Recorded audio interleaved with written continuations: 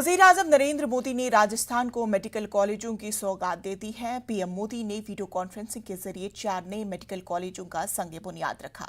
वजीर-ए-आजम ने institute of para complex technology का भी संग बुनियाद रखा। वजीर-ए-आजम ने वीडियो कॉन्फ्रेंसिंग के जरिए खिताब किया और कई प्रोजेक्टों के बारे में बातचीत भी की।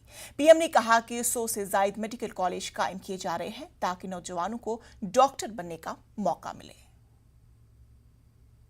राजस्थान रिफाइनरी प्रोजेक्ट पर भी तेजी से काम जारी है। इस प्रोजेक्ट पर 70,000 करोड़ रुपए से ज्यादा का निवेश किया जा रहा है। इंस्टीट्यूट ऑफ पेट्रोकेमिकल टेक्नोलॉजी से पढ़कर निकलने वाले प्रोफेशनल्स के लिए ये प्रोजेक्ट बहुत से नए मौके बनाएगा। राजस्थान में जो सिटी गैस डिस्ट्रीब्यूशन का काम हो रहा है, उसमें भी युवाओं के लिए बहुत संभावनाएं हैं।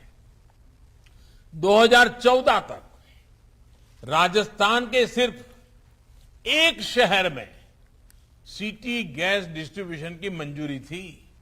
आज राजस्थान के 17 जिले सिटी गैस डिस्ट्रीब्यूशन नेटवर्क के लिए अधिकृत किए जा चुके हैं।